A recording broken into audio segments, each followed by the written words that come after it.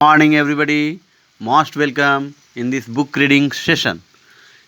Today, we will learn about a story named A Grain of Rice. A grain of rice stands for a single piece of rice. Hindi में rice का अर्थ धान और चावल दोनों होता है। तो इस कहानी में देखेंगे कि कहाँ पर चावल के रूप में इसका प्रयोग करते हैं और कहाँ पर धान के रूप में। आपको लग रहा होगा कि एक दाना धान का कितना प्रभावी है, जिसके आधार पर यह कहानी निर्मित है। वास्तव में धान का एक दाना काफ़ी प्रेरणादायी है, जो एक बालिका के माध्यम से एक राजा को सबक सिखाने में प्रयोग में लाई गई है। आइए इस रहस्य को जानते हैं। Let us participate in book reading session. Here we go. Your mother gives you 1 rupee on the first day at the start of a fortnight. आप ऐसा माने कि पक्ष की पहली दिन जो होती है, उस दिन आपकी माता जी आपको 1 रुपया देती हैं। तो आपको ये जानने की जरूरी है कि फोर्टनाइट जिसको पक्ष कहते हैं वो कितने दिनों की होती है। एक फोर्टनाइट में 15 दिन होते हैं, यानी एक पक्ष में 15 दिन होते हैं। तो पहले दिन आपकी माताजी आपको 1 रुपया देती हैं। फ्रॉम द सेकेंड डे, दूसरे दिन से ऑनवर्ड, मतलब दूसरे दिन से वो डबल देती हैं। She will keep doubling the amount. वो कहती हैं कि मैं राशि डबल करती चली जाऊंगी। Use the chart below to calculate how much money you will have at the end of the fortnight. तो यहाँ पर आपको यह कैलकुलेट करना है कि फोर्टनाइट का जो अंतिम दिन होगा, 15वां दिन जो होगा, उस दिन आपको कितनी राशि प्राप्त होने वाली है। और इसी कैलकुलेशन के आधार पे यह कहानी रचित है। आप देखेंगे ये कितनी प्रेरणादायी है, ये जीवन में कितनी प्रभावी हो सकती है। आइए। First day 1 rupee, second day it becomes 1 plus 1 is equal to 2, third day it becomes 2 plus 2 is equal to 4, third day it becomes 2 plus 2 is equal to 4, third day.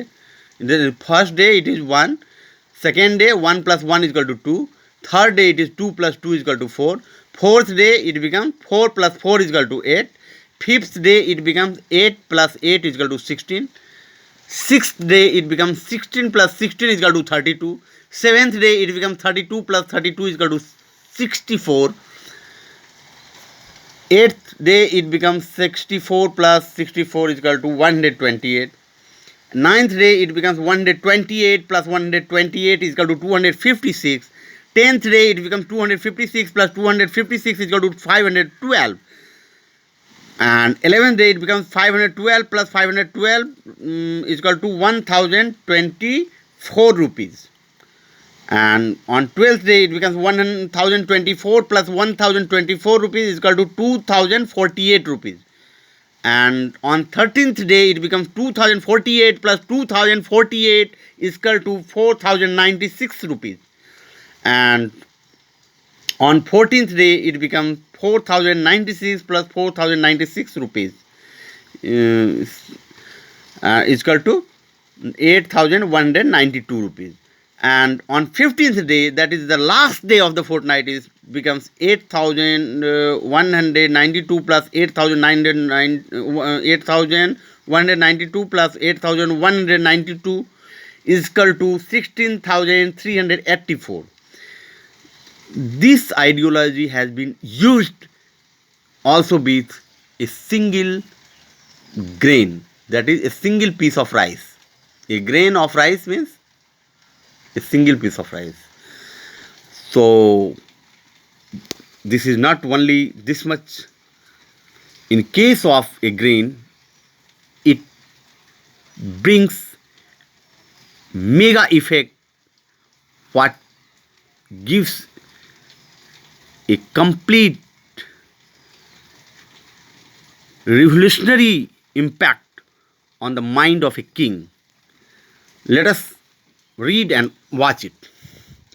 So you see how small amounts when added together make huge things. तो ऊपर के गणना से आप देखते हैं कि कैसे छोटे छोटे रुपए मिलकर इतने बड़ी राशि हो जाते हैं. रीड द स्टोरी, इस कहानी को पढ़ें. Read the story of the king who broke his promise and refused to help his people who starved when there was a famine. इस कहानी में यह दर्शाई गई है कि एक राजा है जो अपने प्रजा से वादा करता है कि आप मुझे अपना एक्स्ट्रा धान समर्पित करें जमा करने के लिए, और मैं उसे स्टोर हाउस में जमा करूंगा, और जो विषम परिस्थिति जैसे अकाल आएगी, फेमिन आएगी, तो मैं उसे आप लोगों को प्रदान करूंगा ताकि हमारे राज्य में कोई भी भूखा न मरे, हमारे देश में कोई भी व्यक्ति भूखा न मरे. और ऐसा वादा करके वो प्रजा से उनका सारा एक्स्ट्रा अनाज ले लेते हैं. लेकिन विषम परिस्थिति जब अकाल आती है तो वो उन्हें अनाज नहीं देते, जिसके परिणाम स्वरूप बहुत सारे लोग मर जाते हैं, भूखों मर जाते हैं. तो उस परिस्थिति में इस आइडियोलॉजी के आधार पर एक ग्रामीण लड़की एक राजा को क्या सबक सिखाती है, वह इस कहानी में समाहित है. आइए इसका रसास्वादन करते हैं. Let us participate in it. Long ago in India there was a raja called Gopangam Nath. Actually, you had to watch on this line. See how a village girl taught the king a lesson. यहाँ पे देखना है कैसे एक लड़की ने, ग्रामीण लड़की ने राजा को सबक सिखाई. बहुत पहले भारत में एक राजा हुआ करते थे. Raja means king. उनका नाम था Gopangam Nath. The name of the king was Gopangam Nath. The Raja believed, that means the king believed, he was wise and fair as a Raja should be. राजा का ऐसा मानना था कि मैं उतना ही बुद्धिमान और उतना ही स्पष्टवादी हूं जैसा कि एक आदर्श राजा को होना चाहिए. The people in his province grew rice. और उनके शासनकाल में, उनके राज्य में प्रजा जो थी वो धान की खेती किया करते थे, धान उगाते थे. The raja decreed that people must give all their extra rice to him. राजा ने ऐसा राजाज्ञा दी, मैंने आदेश दिया कि लोग एक्स्ट्रा धान को जमा करें. I promise you all that I will store the rice safely. The Raja said. और राजा ने कहा कि मैं उस धान को सुरक्षित जमा रखूंगा. To the people so that in times of famine everyone has a supply of rice to eat and no one goes hungry. ताकि विषम परिस्थिति में, जैसे अकाल जैसी स्थिति में, वो धान काम आ सके और लोगों को दिया जा सके, ताकि कोई भी प्रजा, कोई भी व्यक्ति भूखों ना मरे. लेकिन आने वाले समय में यह वादा कैसा रहता है, आप इसके परिणाम को भली भांति देखेंगे. आइए इसके अगले पंक्ति को पढ़ते हैं. Every year the raja's rice, that means the king's rice collectors. राजा के जो भेजे द्वारा जो धान लेने के लिए आते थे, केम टू द फार्मर्स, वो आया करते थे किसानों के पास, and carried away nearly all the extra all the people's rice to the royal store houses. तो लोगों के पास जो एक्स्ट्रा धान हुआ करता था वो उसे वो लेकर चले जाया करते थे, और वहाँ जाकर स्टोर हाउस, जो उसका रॉयल स्टोर हाउस था, वहाँ पे जमा करते थे. For many years the farmers had a good crop. बरसों तक लोगों का बहुत अच्छा फसल रहा. The people gave nearly all their extra rice to the raja and the raja's store house were always full. तो बरसों तक लोग अपना एक्स्ट्रा धान को देते रहे और राजा का जो स्टोर हाउस था वो फुल रहा, यानी भरा हुआ रहा, पूर्ण भरा हुआ रहा। The people meanwhile were left with only enough rice to get by, और लोगों के पास उतना ही धान होता था जितना से उनका जीविका चल सके, उनका भोजन चल सके, उनका दाल रोटी चल सके, उनका पेट भर सके, इतना ही अनाज उनके पास रह जाता था। One fateful year a drought befell the kingdom, और संजोग से एक वर्ष ऐसा हुआ कि सूखा अकाल आ गया, उनके राज्य में सूखा अकाल आ गया, drought stricken. As crops failed miserably, severe famine and hunger broke out, और जैसे ही अनाज का उत्पादन बंद हो गया, लोगों की स्थिति दयनीय होने लगी,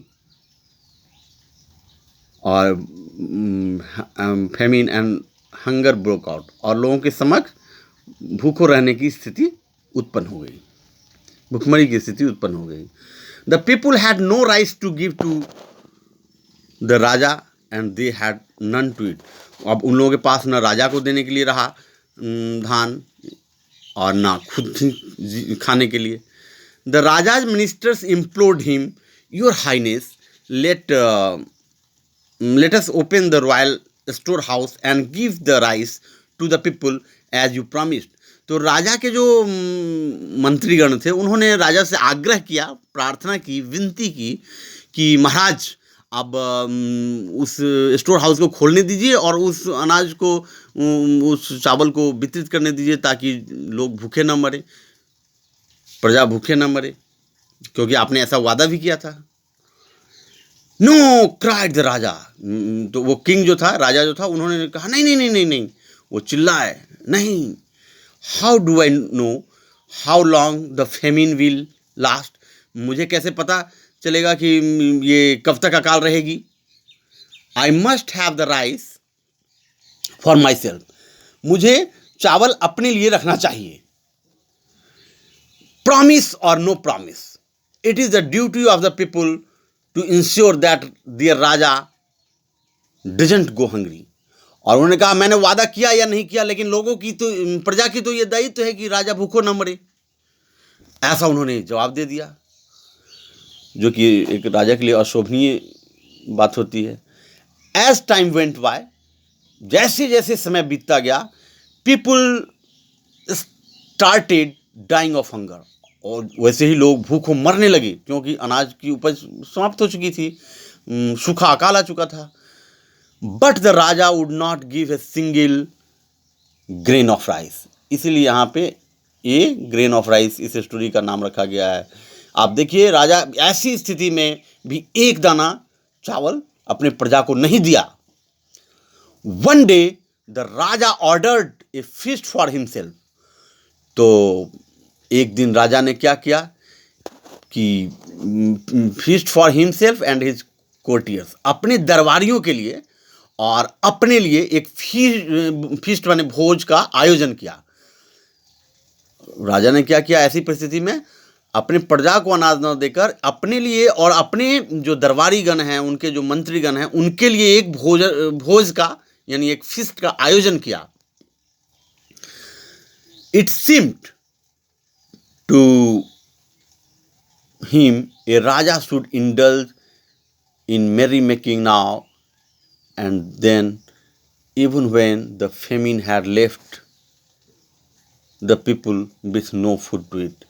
तो वो जो उनके लोग थे वो भी ऐसा महसूस किए कि भाई राजा तो विलासिता में लिप्त है, अपने विलासी जीवन में लिप्त है, और जो विषम परिस्थिति है जिसमें लोग भूखे मर रहे हैं उसमें भी वो किसी की मदद नहीं कर रहे हैं, किसी को अनाज नहीं दे रहे हैं।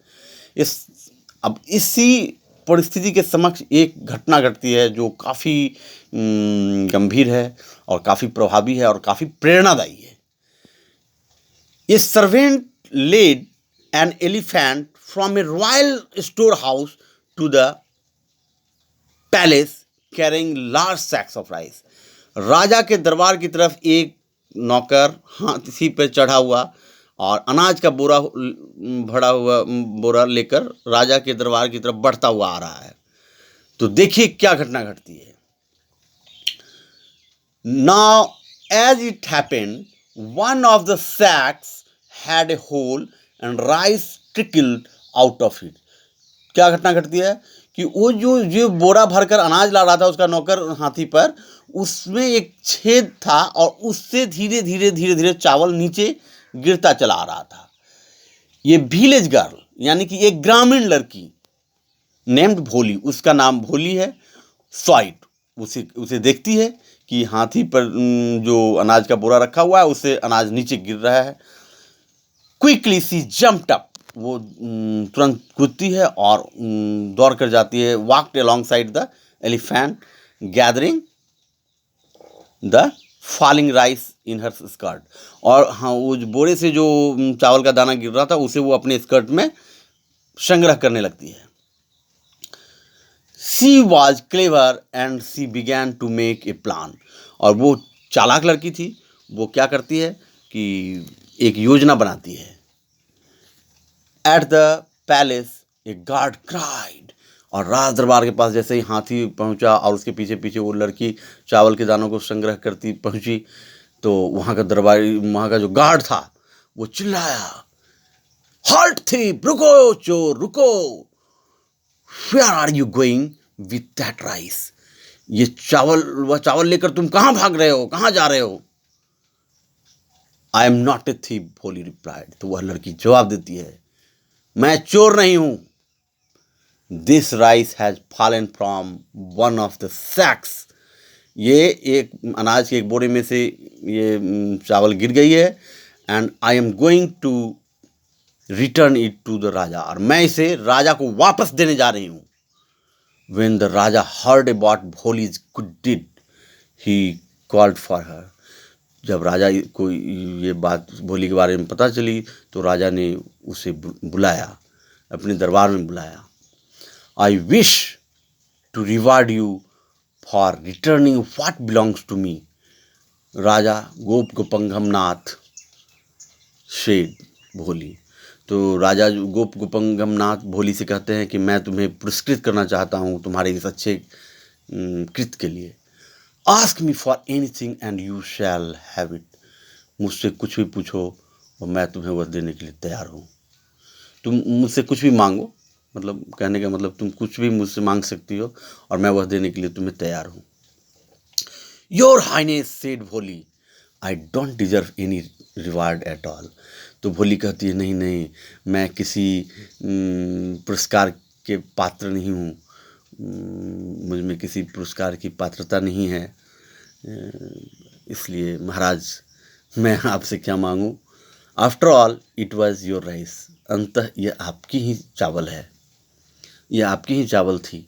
बट इफ़ यू विश, लेकिन अगर आप इच्छुक हैं, you may give me 1 grain of rice, तो आप मुझे 1 दाना चावल का दे दीजिए। Only 1 grain of rice, exclaimed the raja. राजा को आश्चर्य हुआ, सिर्फ चावल का 1 दाना।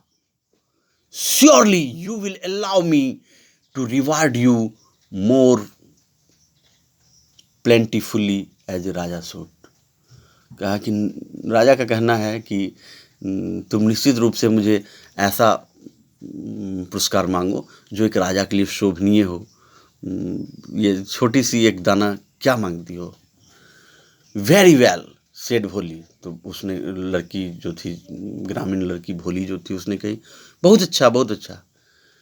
If it pleases your highness you may reward me in this way today. तो कहे कि अगर आप प्रसन्न हैं तो मुझे इस तरह से पुरस्कृत कीजिए। Today you will give me a single grain of rice, आज आप मुझे सिर्फ 1 दाना चावल का देंगे। देन इस डे फॉर 30 days, और उसके बाद प्रत्येक दिन 30 दिनों तक you will give me double the rice you give me the day before. और जो पिछले दिन आप जितना राशि देंगे अगले दिन ठीक डबल करते जाएंगे। जैसे पहला दिन 1 दाना दिए, दूसरे दिन 2 देंगे, तीसरे दिन 4 देंगे, चौथे दिन फिर 8 देंगे, 5वें दिन 16 देंगे। ऐसा लड़की आग्रह करती है। Thus tomorrow you will give me 2 grains of rice, the next day 4 grains of rice and so on for 30 days. ऐसा ही आपको 30 दिनों तक देना है।